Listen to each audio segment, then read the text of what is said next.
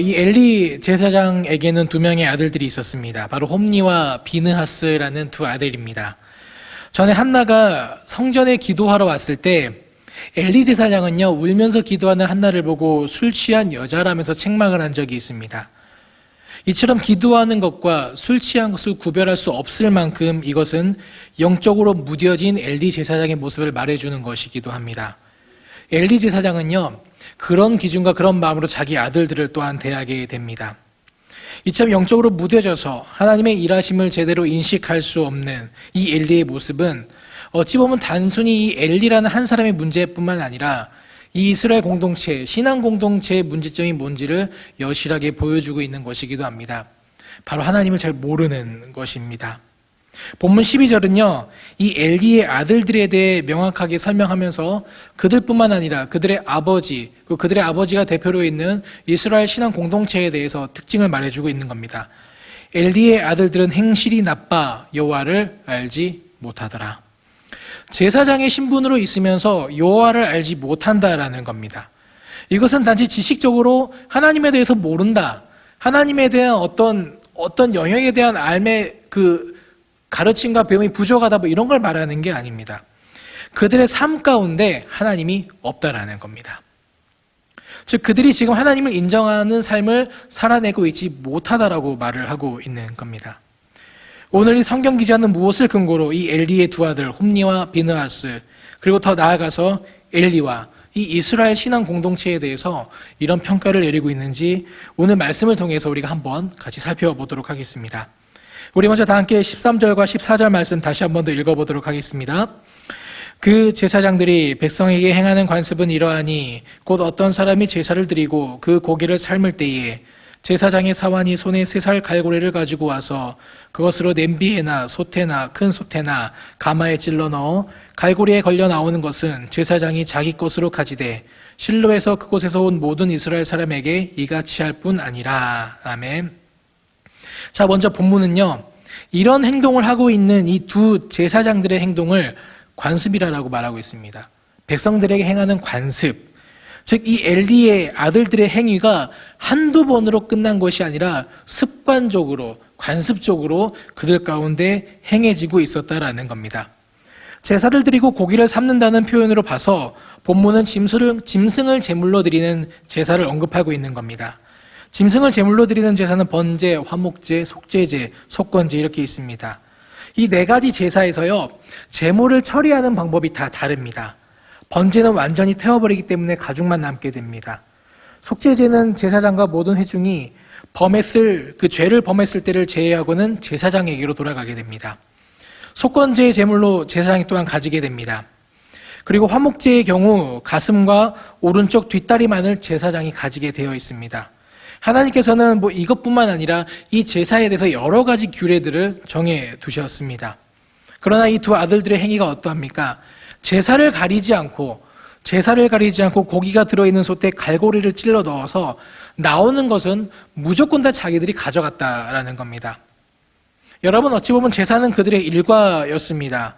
매일 하나님께 제사를 드렸고 절기마다 제사를 드립니다. 처음부터 그들이 그러한 죄를 지었다고 생각하고 싶지는 않습니다. 하나님께서 정하신 규례도 있고 많은 사람들이 그들을 보는 눈이 있었기 때문에 처음에 그들은 정말로 정확하게 하나님께서 명령하신 것을 지켜내면서 그 예배를 섬겼을 겁니다. 그러나 이 제사를 통해 얻어지는, 제사를 드리면 드릴수록 예배를 통해서 얻어지는 그들의 이익이 점점 커질수록 이 이익들이 그들을 하나님께 대한 감사로 인도하는 것이 아니라 더 큰 탐욕을 그들에게 가지게 했다라는 겁니다.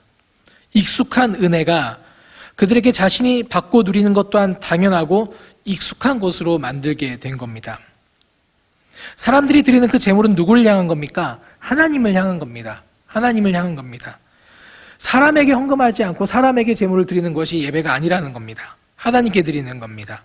그러나 이 엘리의 두 아들은요, 자신의 욕심으로 말미암아 하나님께 올려야 할 그 제물을 자신들이 가로채게 됩니다. 왜 그렇습니까? 그들이 하나님께 드릴 그 예물을 가로채고 하나님께 마땅히 나아가야 될 제물을 자신들의 이익을 위해 가져간 것은 그들이 하나님을 하나님으로 인정하고 있지 않기 때문입니다. 그것을 오늘 본문은 그들이 여호와 하나님을 알지 못했기 때문이다라고 말을 하는 겁니다. 여러분, 우리의 모습은 어떠합니까?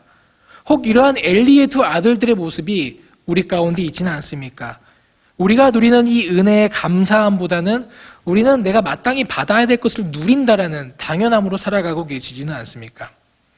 하나님의 은혜, 이 돌보심, 마땅히 나를 위해 존재하는 것은 아닙니다. 하나님의 은혜가 있기 때문에 우리가 존재할 수 있는 것이지 그런 것은 아닙니다. 그래서 소소한 우리의 모든 일상이 감사의 조건이 될 수 있는 겁니다. 이 생명을 누리는 것 자체가 그 무엇과도 비교할 수 없는 가장 큰 감사의 조건이 될 수도 있는 겁니다. 그러나 우리는요, 이 감사의 조건에 우리가 소유하고 누릴 수 있는 것들을 내세우고는 한다라는 겁니다. 당연하게 주장합니다. 당연하게 우리가 받아야 되고 당연하게 우리가 누려야 될 것이라고 주장하고 생각한다라는 겁니다. 물론 이런 바램들이 온전히 하나님께 영광이 되어지고 이 땅 가운데 다른 것이 아니라 하나님을 나타내고 드러내는 것에 1차적인 목적이 있겠다면 정말 좋겠지만 우리의 모든 기도 제목 가운데 정말 그 앞에 하나님의 영광을 위해서라는 말이 붙어도 되는 것인지는 잘 모르겠습니다. 하나님의 영광을 위해 좋은 학교 가도록 기도합니다. 하나님의 영광을 위해서 좋은 직장 가도록 기도합니다. 하나님의 영광을 위해서 나의 소유가 많아지고 하나님의 영광을 위해서 내가 준비하고 있는 것들이 잘 되기를 바랍니다. 하나님의 영광을 위해서 내가 뜻하고 주장하는 이것들이 받아들여져야 됩니다라고 말입니다. 혹 우리의 중심 가운데 이 홈리와 비느하스 같이 제사를 준비하고 제물을 드리고 예배 가운데 나아가지만 그를 통해 주어지는 것이 마땅히 우리가 누릴 권리처럼 여기는 마음이 혹 있지는 않은지 우리는 우리들의 마음을 되돌아보고 점검할 필요가 있다라는 겁니다. 만약 우리의 마음에 우리가 누리는, 우리가 받는 은혜라는 것이 익숙해지고 당연해진다면은 그것은 우리가 누릴 욕심으로 변할 가능성이 대단히 많기 때문입니다. 우리 이어서 15장, 16장 말씀도 함께 읽어보도록 하겠습니다. 기름을 태우기 전에도 제사장이 사은이 와서 제사 드리는 사람에게 이르기를 제사장에게 구워드릴 고기를 내라. 그가 내게 삶은 고기를 원하지 아니하고 날 것을 원하신다 하다가 그 사람이 이르기를 반드시 먼저 기름을 태운 후에 내 마음에 원하는 대로 가지라 하면 그가 말하기를 아니라 지금 내게 내라. 그렇지 아니하면 내가 억지로 빼앗으리라 하였으니. 아멘. 이제는 홈리와 비느하스가 하나님께 드리기 전에 예물까지 제물까지 탐내는 모습을 보여줍니다. 앞서 모습도 물론 잘못된 것이기는 하지만 그래도 제사가 마치고 나서 그 제물을 취했습니다. 그런데 이제는 어떻게 됩니까? 하나님께 예배를 드리기도 전에, 하나님께 제사를 드리기도 전에 그 제물을 취하는 겁니다. 여러분, 고기와 내장에 붙어있는 모든 기름은요, 하나님께만 드려야 되는 겁니다. 고대 근동 지역에서 고기 중에서 그 지방 부분을 가장 귀하게 여겼다라고 합니다. 그래서 가장 귀하게 여기는 것을 태워서 그 향을 하나님께 올려드리는 겁니다. 그러나 지금 홈리와 비느하스가 원하는 것이 무엇입니까? 기름이 포함된 고기, 마땅히 하나님께만 드려야 될 그 동물 중에서 가장 귀하고 가장 가치 있는 부분을 홈리와 비느하스가 탐하고 있는 겁니다. 기름진 고기를 구워 먹기 위해서입니다. 다른 이유가 아닙니다. 내 욕망을 채우기 위해서, 단지 기름진 고기를 먹고 싶다라는 나의 욕망을, 나의 필요를 채우기 위해서 그들은 그러한 행동을 하고 있는 겁니다. 자신들의 욕망이 하나님께 예배를 드린다는 것보다 더 중요했기 때문입니다. 우리도 하나님과의 관계 가운데 하나님께 예배하고 하나님께 나아가는 것보다 더 중요하게 생각되어지는 것들이 있을 수 있습니다. 앞서 말씀드린 것처럼 예배를 통해서 하나님과의 그 관계 가운데 온전히 들어가는 것보다 물질적인 축복을 구하는 데 더 마음이 가기도 합니다. 또한 정서적인, 정신적인 불안을 해결하는 것이 하나님의 관계보다 우리 가운데 더 중요하기도 할 때가 있다는 겁니다. 그리고 어떤 영적인 만족, 영적인 욕구를 충족함으로 말미암아 다른 이들과는 다른 자신의 모습을 증명하고 싶은 그런 생각이 우리들의 마음 가운데 들기도 합니다.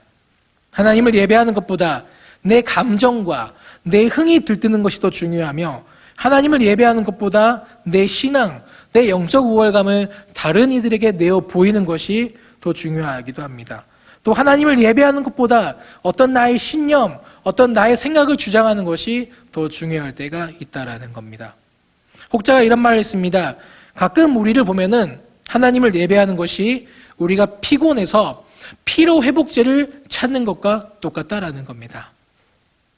우리 마음이 공고하기 때문에, 내가 그러기 때문에, 내가 필요하기 때문에, 내가 위로가 필요하기 때문에 약국에서 피로회복제 하나 사 먹듯이 예배를 찾고 예배를 드리고 예배 가운데 하나님이 어떤 분이신가는 상관없이 그분이 나에게 무엇을 줄 수 있느냐, 내가 그분으로부터 무엇을 받을 수 있느냐가 더 우리들의 마음 가운데 중요할 때가 있다라는 겁니다. 홈리와 비느하스는 자신들의 욕망을 채우는 것이 더 중요했던 사람들입니다. 사람들은요, 홈리와 비느하스의 그 행위가 잘못된 것임을 알았습니다. 율법에 어긋나는 것임을 알았다라는 겁니다. 레위기 7장 25절 말씀에 이런 말씀이 있습니다. 사람이 여호와께 화제로 드리는 제물의 기름을 먹으면 그 먹는 자는 자기 백성 중에서 끊어지리라.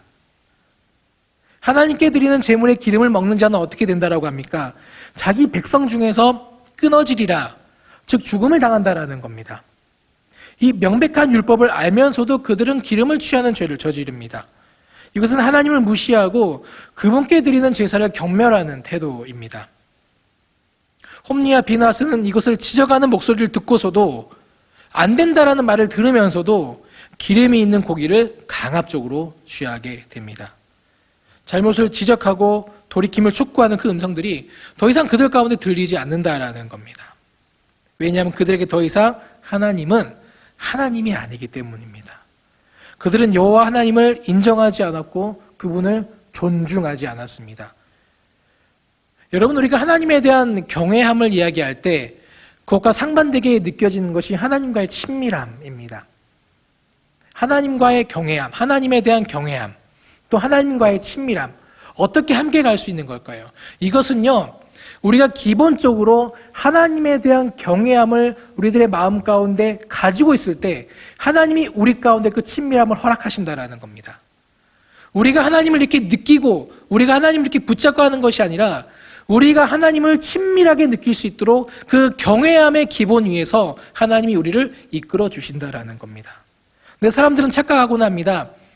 우리가 하나님과의 친밀함이 있기 때문에 내가 함부로 하나님께 말을 해도 된다. 내가 하나님께 함부로 대해도 된다. 우리는 이렇게 생각할 때가 있다는 겁니다. 다 용서해 주시겠지. 다 알아주시겠지. 물론 사랑이 많으시고 용서가 많으신 분이긴 하지만 그분과 창조물인 우리와의 관계 가운데서 가장 중요하게 언급되어야 될 것은 어찌 보면 경외함일 수도 있다는 겁니다. 사랑하는 여러분, 예배는요, 하나님 앞에 나아가는 겁니다. 예배는 우리의 어떠한 목적을 위해서 사용되어지는 도구가 아니라는 겁니다. 우리의 주장을 관철시키기 위해서, 우리가 옳다라는 것을 설득시키기 위해서 이 예배라는 것을 이용할 수 없다라는 겁니다. 하나님을 존중하며 경외하는 삶을 살아가고 있는지 그렇지 않은지는 하나님 앞에 나아가는 예배를 통해서 분명히 드러나게 됩니다.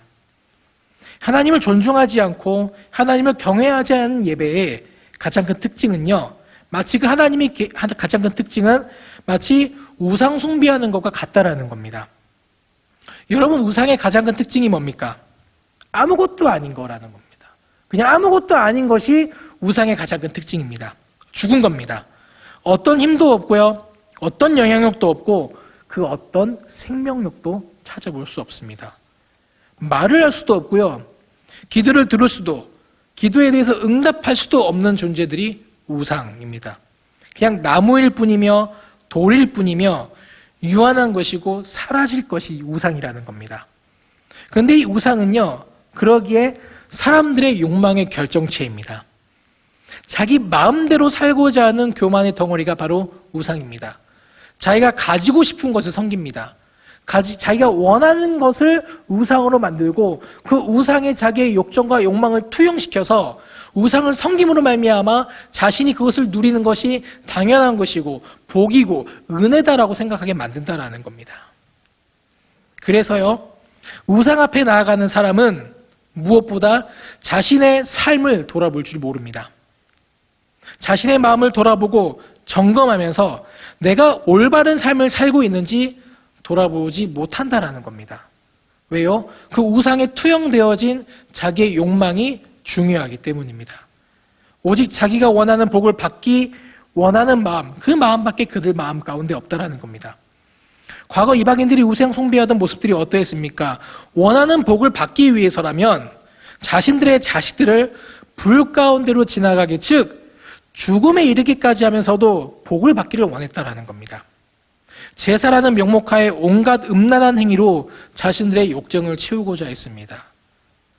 우상 숭배에는 오직 자신만 있습니다. 우상은 죽어있는 존재이기 때문입니다. 그 안에는 어떤 관계적인 만남, 인격적인 관계가 없습니다. 여러분, 우상과 인격적인 관계가 있다라는 말을 들어보신 적이 있습니까? 바알과 맘몬과 그 온갖 잡다한 우상들과 사람들이 인격적인 관계가 있다는 기록을 성경에서 우리는 볼 수가 없습니다. 우리가 이것을 엘리야와 바알 선지자들이 함께 예배드렸던 그 장면을 통해서도 우리가 볼 수 있습니다. 하나님은 엘리야의 기도를 들으셨습니다. 하지만 바알은 기도를 듣지 않습니다. 그저 그들이 어떻게 합니까? 자해하고 칼로 자신의 몸을 찌르고 그런 비이성적인 행동을 합니다. 과연 이것이 올바른 관계 가운데 나올 수 있는 행위인지 아니라는 겁니다. 우상은 사람들이 자신들이 얻고자 하는 것들을 얻어내기 위해 결국 사람이 만든 수단이기 때문입니다. 혹 우리의 예배가, 우리와 하나님과의 관계가 이러한 것은 아닌지 우리는 끊임없이 우리의 마음을 점검할 필요가 있다는 겁니다. 우리 하나님 살아계신 하나님이십니다. 과거에도 계셨고 지금도 계시고 앞으로도 계실 영원한 생명 그 자체이신 분이십니다. 그분은 우리의 삶을 돌아보시며 돌보시고 바른 길로 인도하십니다. 우리가 살아계신 하나님 앞에 서 있다는 것, 그렇게 우리를 인도하시고 그렇게 우리를 돌보시는 살아계신 하나님 앞에 우리가 서 있다는 것, 이걸 인식하는 것이 정말 중요하다라는 겁니다. 아무것도 아닌, 아무것도 모르는 그 우상 앞에 우리가 서 있는 것이 아니라 우리의 모든 것을 아시고 우리의 모든 것을 이끄시고 모든 것을 통달하시는 살아계신 하나님 앞에 우리가 서 있다라는 것. 살아계신 하나님의 눈동자 앞에 우리가 서 있는데 어찌 감히 죄의 길에 우리가 들어갈 수 있겠냐라는 말입니다. 살아계신 하나님께서 그 불꽃 같은 눈동자로 우리의 마음과 생각을 감찰하시는데 어떻게 형제를 미워하고 시기하고 욕망과 나태와 음란과 부정직의 모습으로 감히 그 앞에 우리가 서 있을 수 있겠냐라는 말입니다. 여러분, 홈니와 비나스는 살아계신 하나님을 인정하지 않았습니다. 즉 하나님을 존중하지 않은 겁니다. 하나님께서는 그러한 자세로 드려지는 잘못된 예물과 경외함이 빠진 그 제사를 싫어하신다라는 겁니다. 하나님의 사람이 와서 엘리에게 하나님의 말씀을 선포합니다. 사무엘상 2장 29절 말씀 한번 우리 읽어보겠습니다. 너희는 어찌하여 내가 내 처소에서 명령한 내 제물과 예물을 밟으며 내 아들들을 나보다 더 중히 여겨 내 백성 이스라엘이 드리는 가장 좋은 것으로 너희들을 살지게 하느냐. 홈니와 비나스뿐만 아니라 엘리에게도 하나님은 목적이 아니라 수단과도 같았다라는 겁니다. 그 시대를 책임지는 영적인 책임자, 그들을 하나님께로 이끌어야 될 제사장 엘리마저도 하나님을 목적이 아니라 그저 자신의 욕망과 자신의 가정의 평안과 안녕을 위한 수단으로 하나님을 여겼다라는 겁니다. 하나님은 우리를 돌보시고 지키시고 먹이십니다. 그러나 그것은요, 그분의 의무가 아닙니다. 그분이 나의 하나님이시기에 마땅히 그걸 하셔야 된다, 이게 아니다라는 겁니다. 그래서 우리는 그걸 뭐라고 말합니까? 은혜라고 이야기를 합니다. 은혜로 우리는 돌봄을 받고 은혜로 우리는 먹을 것과 입을 것을 그분에게서 공급받는 겁니다. 은혜로 그분의 동행 가운데 오늘 하루를 살아갑니다. 그것에 대한 감사, 존중, 하나님을 하나님으로 대하는 자세가 우리에게 있어야 한다는 겁니다. 사무엘상 2장 30절 말씀 우리 같이 읽어보겠습니다. 그러므로 이스라엘의 하나님 나 여호와가 말하노라 내가 전에 내 집과 내 조상의 집이 내 앞에 영원히 행하리라 하였으나 이제 나 여호와가 말하노니 결단코 그렇게 하지 아니하리라. 나를 존중히 여기는 자를 내가 존중히 여기고 나를 멸시하는 자를 내가 경멸하리라. 여러분은 하나님을 어떤 마음으로 대하고 계십니까? 여러분은 예배를 준비할 때, 예배를 드릴 때, 지금 우리가 대면, 비대면 상관없이 어떠한 예배 공간에 여러분이 그 예배라는 시간, 예배라는 그 장소 가운데 있을 때 여러분은 어떤 마음으로 하나님을 대하고 계십니까? 하나님을 존중하고 계십니까? 하나님께 드리는 예배를 여러분은 하나님을 존중하는 마음과 하나님을 존중하는 자세로 나와 계십니까? 이 말은요, 시간을 지키고 바른 자세로 앉아있고 뭐 이런 걸 말하는 게 아닙니다. 우선은 그 마음에 하나님을 인정하며 하나님을 존중하는 그 자세, 그 삶의 태도가 우리에게 있느냐라는 겁니다. 우리는 하나님을 존중하기에 사회 가운데 정직하게 살아야 됩니다. 우리는 하나님을 존중하기에 이 사회 법을 지키면서 살아야 됩니다. 또 하나님을 존중하기에 이웃을 사랑하고 이웃을 품어주며 그들을 용서하고 살아야 된다라는 겁니다. 하나님을 통해 무엇인가를 얻기 위함이 아니라, 하나님을 통해 나의 목적을 이루기 위함이 아니라 온전히 그분을 높이고 찬양하고 예배하기만을 원하는 마음이 우리 가운데 있어야 된다는 겁니다. 그분을 통해서 나의 마음이 위로를 받고, 그분을 통해서 나의 상처가 감싸지고, 그분을 통해서 나의 어려운 환경이 더 나아지고, 이것이 우리의 예배의 목적과 우리 예배의 1차적인 그 원인이 되어서는 안 된다라는 겁니다.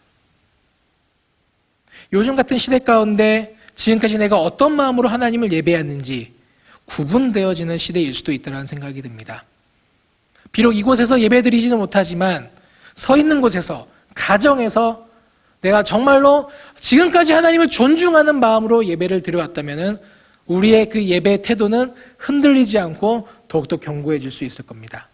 가정에서 예배를 드릴지라도, 직장에서 늦은 시간 예배를 드릴지라도, 지나가는 그 차 안에서, 전철 안에서 우리가 예배를 드릴지라도 어떤 주위 상황의 변화와 여러 가지 환경들은 절대로 우리를 방해할 수가 없을 겁니다.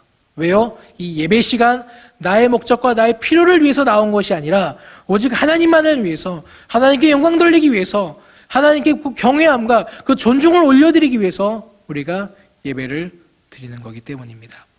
그러나 만약에 지금 우리의 예배가 비대면으로 바뀌면서 어려워지고 힘들어지고 나태해졌다면 우리는 점검해 볼 필요가 있습니다.